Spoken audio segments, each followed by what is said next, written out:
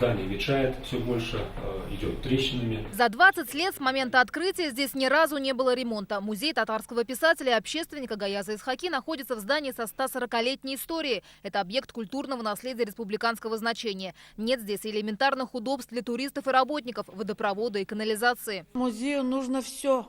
С крыши до фундамента надо ремонтировать. Условия хранения экспонатов оставляют желать лучшего. Экспозиции давно устарели и не отвечают современным требованиям. А некоторые даже не остеклены. А ведь здесь хранятся личные вещи. Например, вот это зеркало, привезенное из Турции.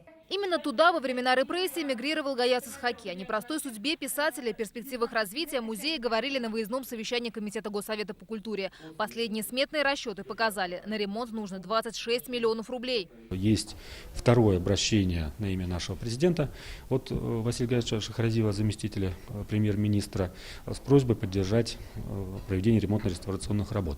И резолюция президента Республики Татарстан он отписал управление строительства Кабинета министров республики включить предложение на 2019 год. Еще одна проблема – дорога. Единственное полотно в деревню Кутлушкино от трассы Казань-Чистополь разбито. Туристы проезжают мимо. Мы ее отремонтировали 3 года назад дорогу. У нас был президент, приезжал, мы перед этим тоже капремонт сделали этой дороги. Но, к сожалению, техника сельскохозяйственная, она сейчас большая.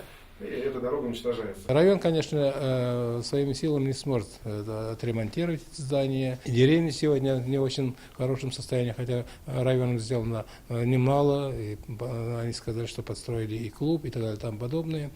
Но Гаязович Исхаки заслуживает большего. Чтобы жизнь здесь закипела, как в музее Тукая в Кырлае, начать нужно хотя бы с информационной таблички на указателе деревни, говорят депутаты. О судьбе музея уже в расширенном составе будут говорить на заседании Комитета парламента по культуре 8 ноября.